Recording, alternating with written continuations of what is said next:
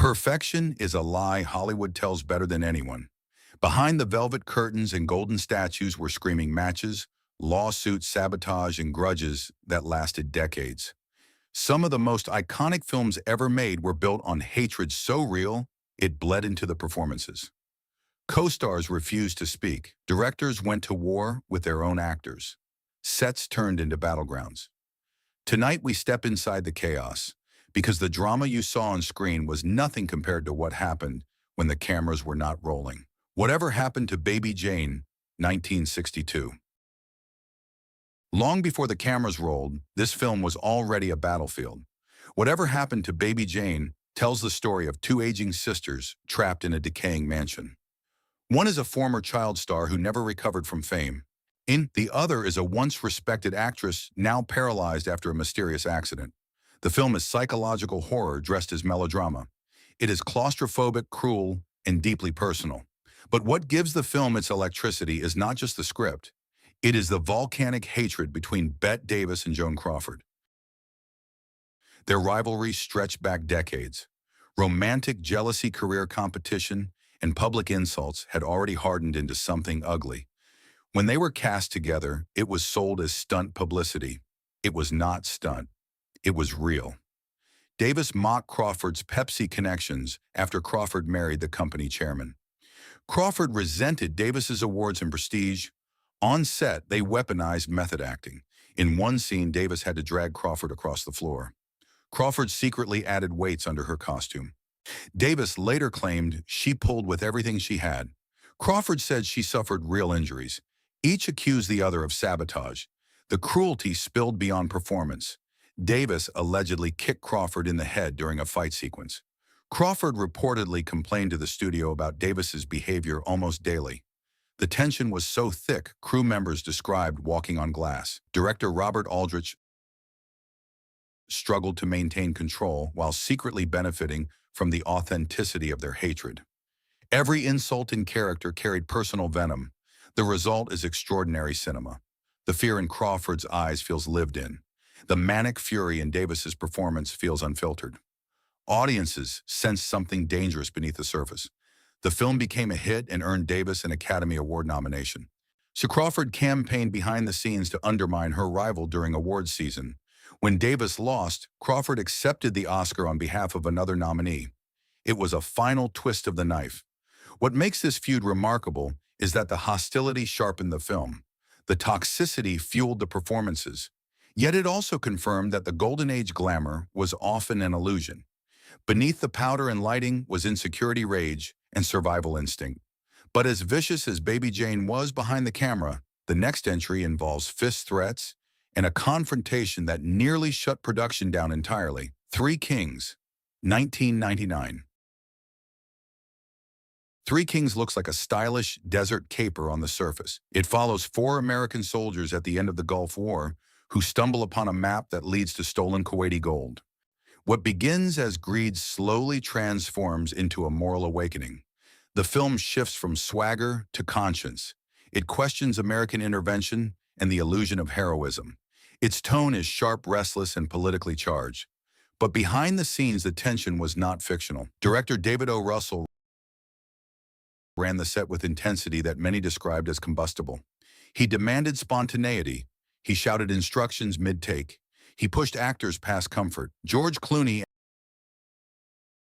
entered the project with star power and professionalism, but also with strong opinions about how people should be treated.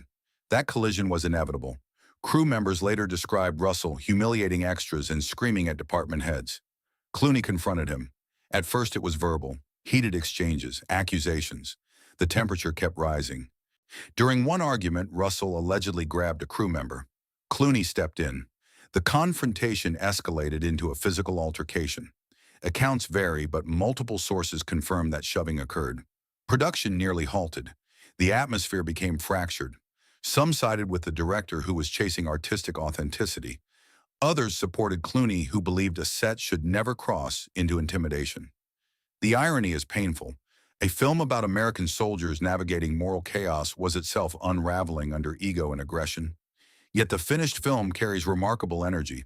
The performances feel raw and unpredictable. Mark Wahlberg Ice Cube and Clooney deliver layered portrayals that mix cynicism with awakening. The chaotic desert sequences feel alive because, in many ways, the cast was working through real tension. The conflict sharpened the edges of every scene. Clooney later spoke publicly about the incident. He admitted he would defend crew members again if necessary. Russell acknowledged the set was difficult. Over time, both men continued successful careers. But the production of Three Kings remains one of the clearest examples of a classic film nearly derailed by personal conflict. The lesson is uncomfortable. Great art can emerge from volatile environments, but volatility has a cost. In this case, it risks safety and unity. And if you think shouting matches and shoving are extreme, wait until you hear about a production where the lead actor and director went to war so publicly that the director tried to erase his own name from the film. American History X, 1998. American History X is not an easy film to watch. It follows Derek Vineyard, a charismatic white supremacist who spirals into violent extremism and then confronts the consequences of hate after serving time in prison. The story is raw, direct, and deeply uncomfortable. It forces the audience to witness racism without disguise. The curb stomp scene alone became one of the most shocking moments in modern cinema. But the brutality on screen was matched by chaos behind the camera. Director Tony Kaye envisioned the film as a stark, almost documentary-style portrait of ideology and redemption. He shot it with deliberate restraint and a cold aesthetic. Edward Norton, who played Derek, delivered a committed, transformative performance. Yet once filming wrapped, the real battle began in the editing room. Norton reportedly believed the emotional arc needed more depth and more screen time for Derek's transformation. The studio sided with him. Scenes were reshaped. The structure shifted. Kaye felt his vision was being dismantled. He accused the studio of betrayal. He accused Norton of overstepping his role. What followed was unprecedented. Kaye publicly denounced the film. He attempted to remove his name from the credits and replace it with a pseudonym. He purchased full-page ads attacking the studio. Lawsuits were threatened. Meetings turned explosive. The hostility spilled into the press and damaged reputations. Crew members described the production atmosphere as fractured and tense. Instead of celebrating a powerful story about confronting hatred, the creative team was divided by ego and control. The irony was impossible to ignore. A film about dismantling toxic ideology was itself consumed by toxic collaboration, and yet the finished product became a landmark film. Norton earned an Academy Award nomination. The movie is still studied for its depiction of radicalization and redemption. Critics praise its emotional weight and stark honesty. The performances feel authentic and bruised, perhaps because the film itself was bruised in the making. Accuracy matters here. The feud was not rumor. It was documented in interviews, court filings, and public statements. Kaye never fully reconciled with the experience. Norton's involvement in editing became part of Hollywood lore. The film survived, but the collaboration did not. If American History X shows what happens when artistic control becomes warfare, the next entry proves that sometimes the hostility is not about editing or ego. Sometimes it is personal from the first day of shooting, and so intense that romantic scenes had to be filmed with stand-ins because the stars refused to stand next to each other. I Love Trouble, 1994. On paper, I Love Trouble should have been effortless charm, a romantic comedy about two rival Chicago reporters chasing the same story. Sparks fly, banter snaps, attraction simmers beneath professional rivalry. It follows the classic screwball formula made famous in the 1940s.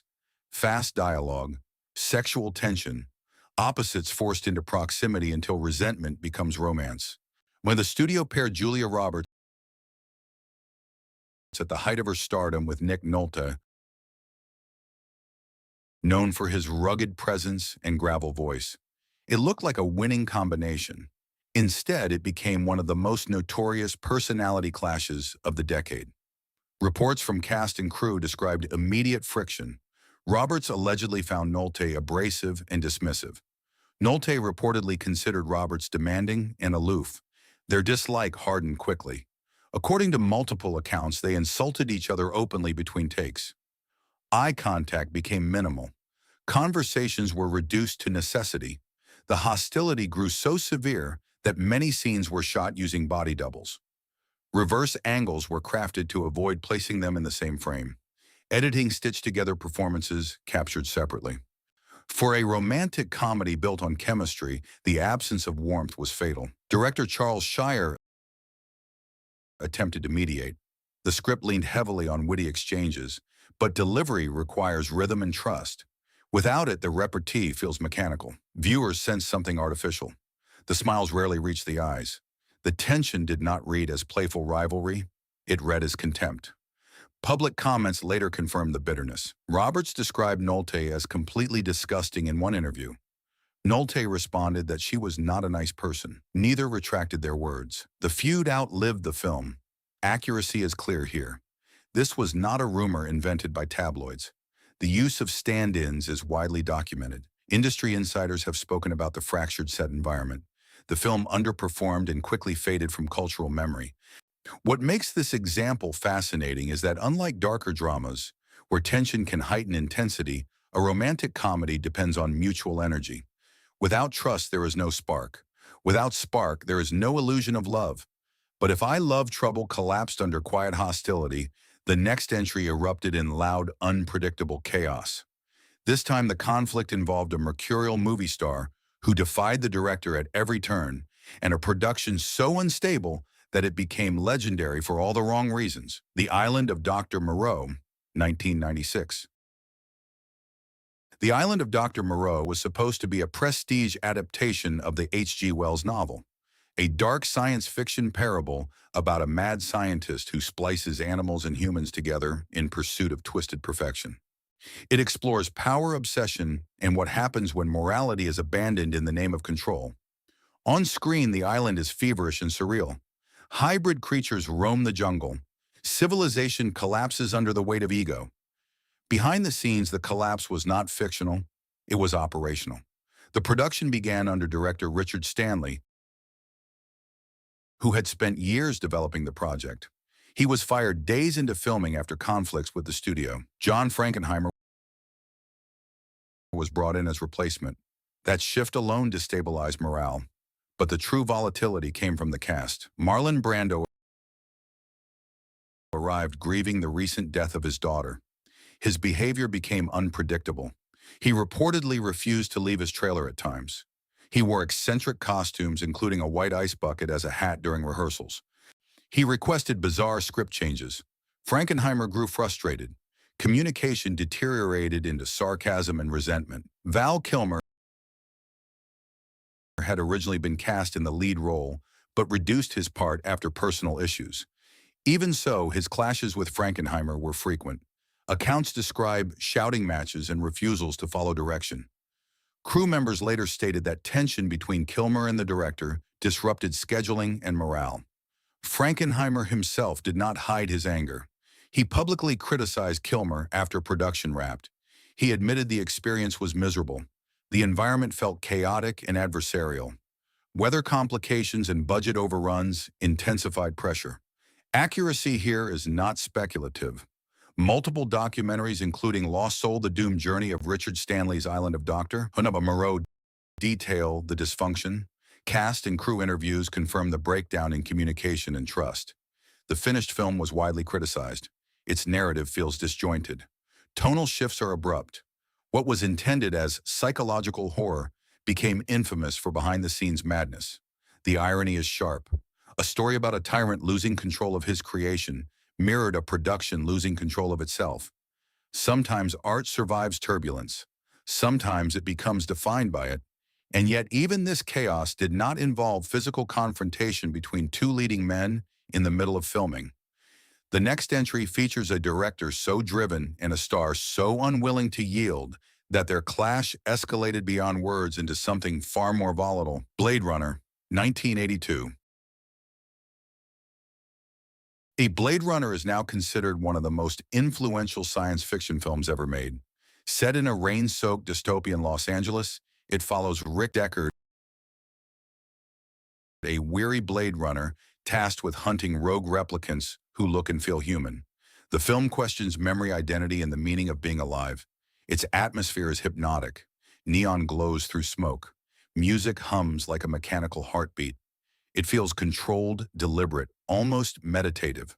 The production was anything but calm. Director Ridley Scott arrived from Britain with a precise visual vision. He storyboarded obsessively. He pushed for perfection in lighting and framing. Harrison Ford brought his own instincts. He favored efficiency. He valued character clarity. The friction began quietly.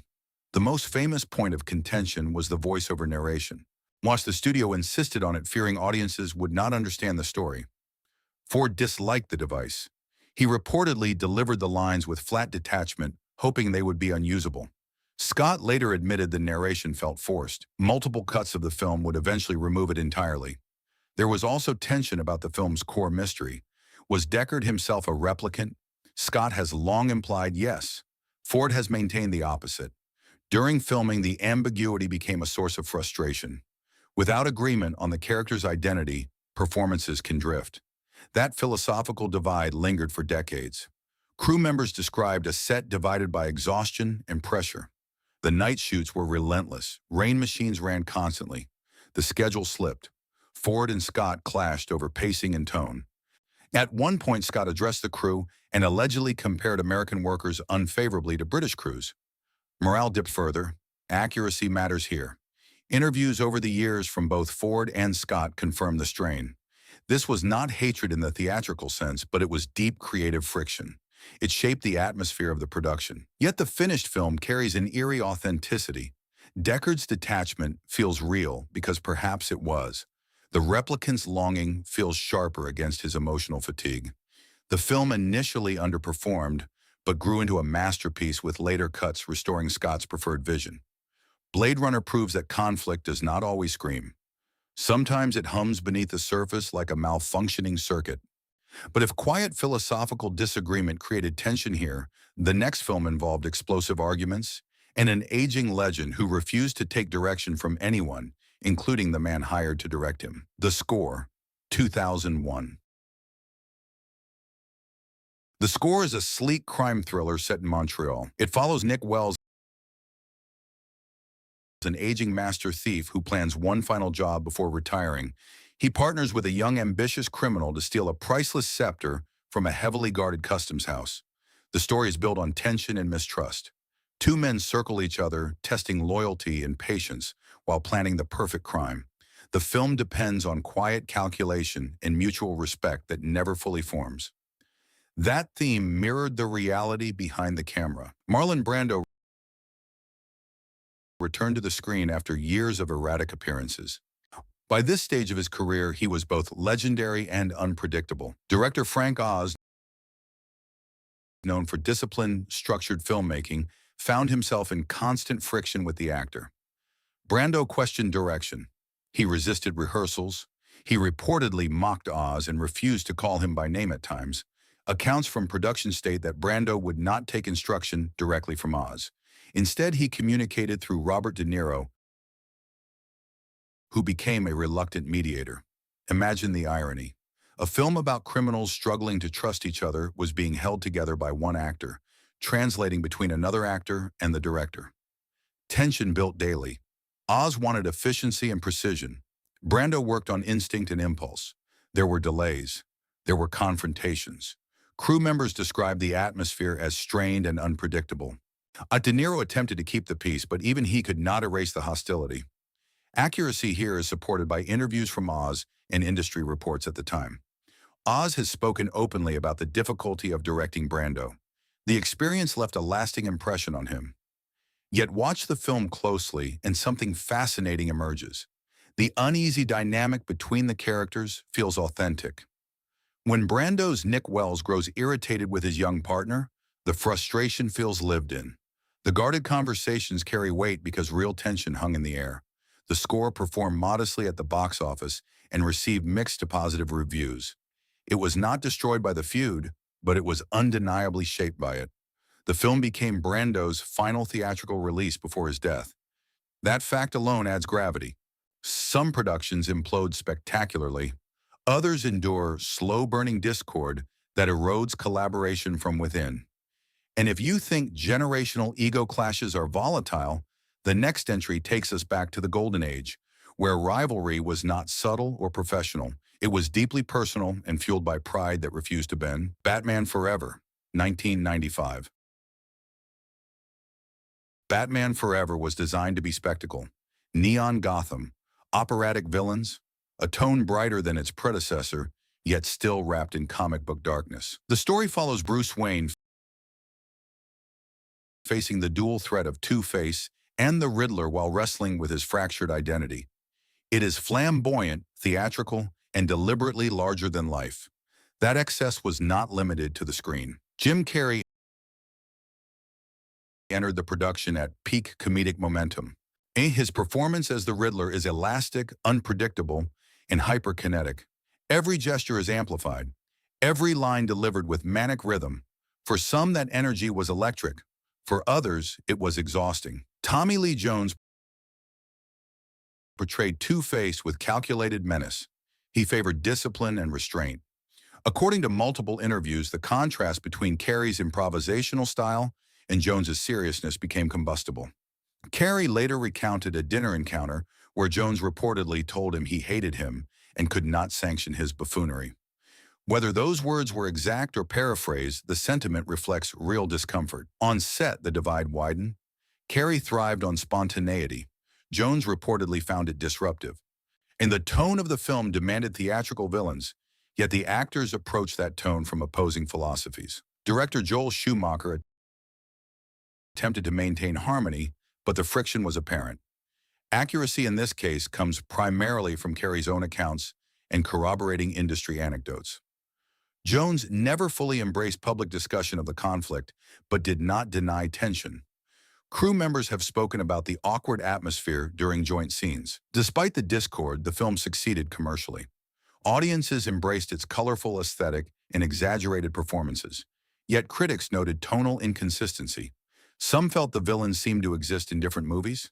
That fragmentation may reflect the real-world dynamic behind the mask. Batman Forever did not collapse because of hatred, but the tension undeniably influenced its rhythm. When characters share the frame without cohesion, viewers sense it. Still, this feud remained mostly verbal and stylistic.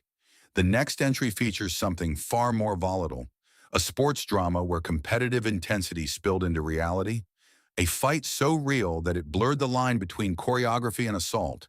And when tempers flare around cameras, the consequences can echo long after the final whistle. Any Given Sunday, 1999. Any Given Sunday is chaos by design.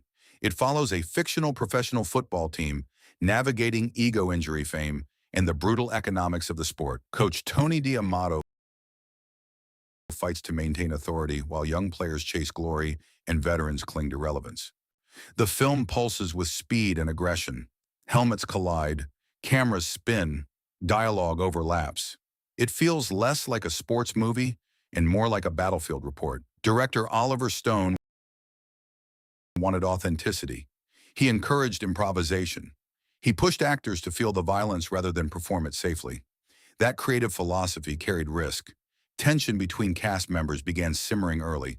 Competition for screen presence mirrored the rivalry of their characters. Jamie Foxx and LL Cool J both portrayed players with strong personalities. During a locker room confrontation scene, the argument escalated beyond script. According to multiple reports, the exchange became physical. Punches were thrown. Crew intervened. Police were reportedly called to the set. This was not staged aggression. It was a genuine altercation that disrupted production. Both actors later downplayed the severity, yet acknowledged tempers flared. Stone himself admitted that the atmosphere was intense and at times volatile. He sought realism, but realism sometimes pushes performers into dangerous territory. Accuracy here rests on documented interviews and production accounts. The altercation was covered by entertainment media at the time. It became part of the film's legend. Watching the finished movie, you can sense rawness in the locker room scenes. Anger feels unfiltered. The energy borders on combustible. In some ways, the conflict enhanced the realism Stone pursued, yet it also exposed how thin the line can be between method immersion and genuine hostility. Any Given Sunday divided critics but gained appreciation for its kinetic style and emotional ferocity. It remains one of the most visceral sports films ever made. Still as intense as a physical fight may be, it pales compared to a feud that spanned decades and defined Hollywood rivalry itself. A conflict rooted not in creative difference, but in wounded pride, public humiliation, and a lifetime of resentment that finally exploded under studio lights. And that brings us to the top of our countdown, a film whose very existence feels like an experiment in controlled hatred, a production where every glare was real, every insult carried history, and every scene trembled with personal vendetta. Cleopatra, 1963. Cleopatra was never just a movie. It was an empire collapsing in real time. The film tells the story of the Egyptian queen and her political and romantic alliances with Julius Caesar and Mark Antony. It was conceived as an epic. Lavish sets, monumental costumes, thousands of extras. 20th Century Fox wanted grandeur that would dwarf every historical film before it. What they got instead was financial disaster and scandal that nearly destroyed the studio. At the center of the storm stood Elizabeth Taylor and Richard Burton. Taylor was already the highest-paid actress in the world when production began. Filming started in London, but spiraled into chaos almost immediately. Taylor fell gravely ill with pneumonia. Production halted, insurance complications mounted. Sets were abandoned. The entire shoot relocated to Rome at enormous cost. Then came the affair. Taylor was married. Burton was married. Both were international stars. During filming, their relationship became public and explosive. The Vatican condemned them. The press hunted them. Photographers camped outside studios. The scandal overshadowed the film itself. But the toxicity was not just romantic scandal. Director Joseph L. Mankiewicz battled the studio over control. Scripts were rewritten constantly. Burton and Taylor's relationship influenced scheduling and morale. Cast members felt secondary to the circus around them. The budget ballooned past $40 million, which at the time was astronomical. Fox nearly collapsed financially. Accuracy here is firmly documented. Production delays, rewrites, public condemnation, budget overruns. The film became synonymous with excess and chaos. And yet when you watch Cleopatra, you feel the intensity between Taylor and Burton. Their chemistry burns because it was real. Their scenes pulse with dangerous intimacy. The line between performance and reality dissolves. The film became the highest-grossing movie of its year, but it was still labeled a financial catastrophe due to its staggering cost. Careers survived, the studio barely did. Cleopatra stands as the ultimate example of how scandal and on-set turmoil can overshadow artistic ambition. It is remembered as much for its chaos as for its spectacle. And that is the uncomfortable truth behind this entire countdown. These films were not built in harmony. They were forged in ego-pride rivalry and real human conflict. Sometimes that tension sharpened the art. Sometimes it nearly destroyed it. But in every case, the illusion of Hollywood perfection cracked under pressure. Now you truly have 10 different classic films defined by real documented feuds and toxicity. No repetition.